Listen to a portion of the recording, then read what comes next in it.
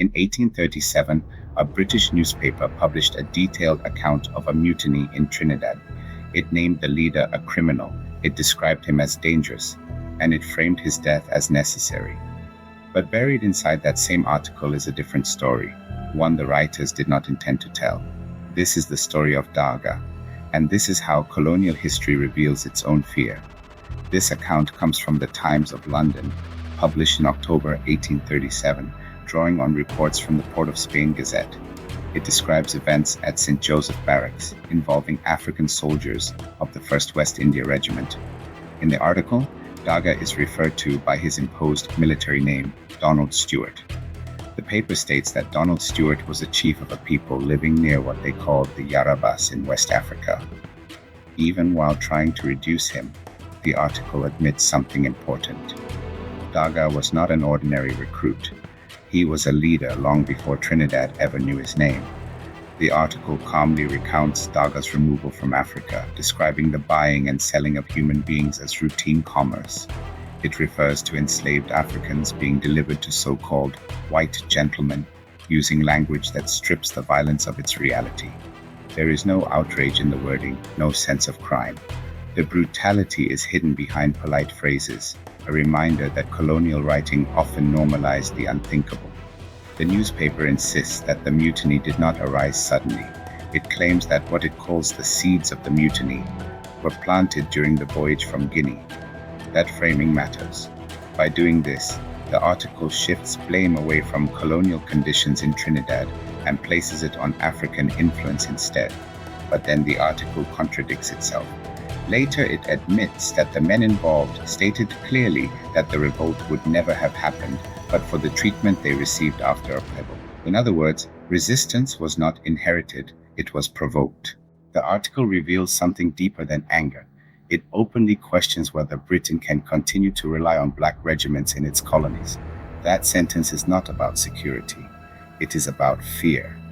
Daaga represented something the empire could not easily manage. African soldiers who understood contracts, hierarchy, and injustice. Men who could organize. Men who could lead. What followed was a court-martial, not a civilian trial. The newspaper states plainly that the sentences handed down were approved and confirmed by the general in command. That single line tells us everything. The outcome was settled before any meaningful defense could exist. Authority replaced justice. Procedure replaced fairness. The article spends considerable time describing Daaga's beliefs. It suggests that he believed he would return to his homeland after death. This is presented not as faith, but as delusion. African spirituality is framed as irrational, while European religion remains unquestioned. This contrast was deliberate. Confidence rooted in African belief systems unsettled colonial authority because it removed fear. The article describes how the sentence was carried out before assembled troops, under formal arrangement and ceremony. The language is careful, almost respectful. In modern terms, Daaga was publicly put to death by colonial authorities in order to send a message. This was not only punishment, it was performance. The empire needed others to watch. Near the end of the report, the writer hesitates. He admits that Daaga's fate raises questions he is unwilling to predict. That pause matters. When colonial writers stop predicting, it signals uncertainty. They knew something had shifted, and they did not know what would come next. When we talk about emancipation in Trinidad and Tobago, we often say one date, 1834. But that date can be misleading. Because in 1834, slavery was abolished in name, not in practice. What replaced slavery was a system called apprenticeship. Under apprenticeship, formerly enslaved Africans were still required to work for their former enslavers. They were still punished by law. Their movement was still restricted, and refusal to labor could still lead to imprisonment. In other words, people were told they were free, but their lives did not reflect freedom. True emancipation would not come until 1838, 4 years later. Those 4 years matter. They represent a dangerous moment in Trinidad's history, a moment where promises were made, but reality did not change. This is the world Daaga lived in. His revolt did not happen under slavery, and it did not happen under freedom. It happened in between. And history shows us that the space between promise and reality is often where resistance is born. By the 1830s, colonial authorities were facing a crisis. African labor was no longer compliant. People were questioning contracts, authority, and fairness.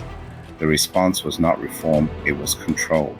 Military discipline tightened, punishments became examples, and new labor systems were already being imagined.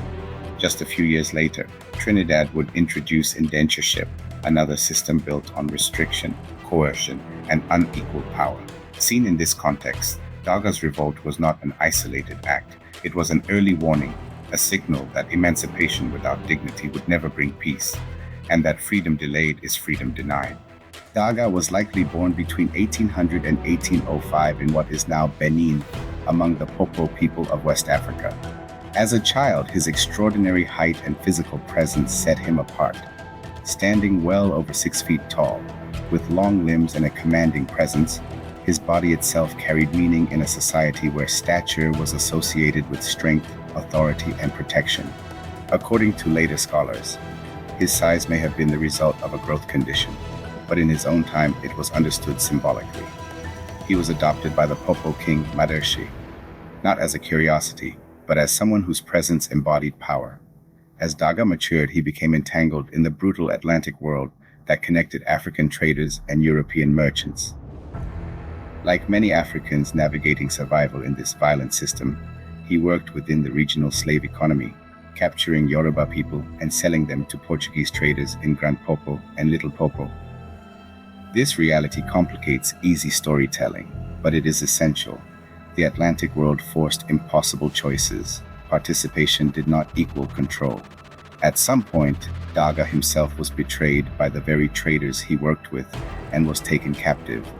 During the Atlantic crossing, fellow captives gave him the name Longa Longa, referencing his size and presence. Before the ship could complete its journey, it was intercepted by the British Navy, enforcing the 1807 ban on the transatlantic slave trade. Daaga was taken to the Caribbean as a so-called liberated African. But liberation came with conditions. In Trinidad, he was enlisted into the 1st West India Regiment and renamed Donald Stewart, a symbolic erasure of identity that accompanied military control. This moment matters. Slavery had been abolished in Trinidad in 1834 as sound, but full freedom would not arrive until 1838. Between those dates existed apprenticeship, a system that promised liberty while enforcing discipline, punishment, and compulsory labor. Daaga lived in this space. He was not enslaved, but he was not free. He was promised wages and dignity, but experienced coercion and racial discipline. History shows us that resistance often begins in this space between promise and reality. Soon after enlistment, Daaga began questioning the system around him, just as he had questioned betrayal before. He had already attempted resistance at sea. Now he recognized the same structure on land. The colonial record itself admits the revolt did not arise suddenly. The men involved stated that the mutiny would never have occurred but for the treatment they received. This was not inherited violence, it was learned injustice. On the night of June 17, 1837, Daaga and roughly 280 African soldiers rebelled at the St. Joseph Barracks. They chanted Yoruba war songs. They set fire to their barracks to create confusion. They seized weapons. Importantly, their actions were directed at authority, not civilians. No white soldiers were killed. This was not a war of conquest. It was an attempt at escape. The mutineers fled eastward toward Ban de l'Est, a known route toward Venezuela and the South American mainland, or possibly a path back toward Africa. A group of mutineers clashed with a local militia in Arima. Daaga attempted to join them, but was captured. He was tried by court-martial, not a civilian court. Although his commanding officer reportedly sought clemency, the sentence was confirmed by imperial authorities in Barbados. The process offered little in the way of defense. Authority replaced justice. In August 1837, Daaga was publicly put to death by colonial authorities, intended as a warning to others. Witnesses later recalled his refusal to submit even in his final moments. His body was buried near the grounds of the St. Joseph Barracks. No marker remains. But Daaga did not disappear. In the late 1920s, anthropologist Melville J. Herskovitz documented evidence of a 7-day festival once held in St. Joseph commemorating the rebellion. In 1939, he recorded a version of the Yoruba war chant associated with the mutineers, an echo of 1837 preserved in sound. Daaga's story did not end in 1837. More than a century later, during the Black Power movement of 1970, Gettys Granger adopted the name Daaga. That was not coincidence. It was continuity. A deliberate connection between 19th century resistance and modern political struggle. The name survived where the empire hoped memory would not. Colonial history tried to present Daaga as a criminal, but its own words tell a different story: a leader, a thinker, a man whose resistance exposed the limits of colonial control. They sought to silence him. Instead, they preserved him. This is Calypso to Zess, where we don't just repeat history, we learn how to read it.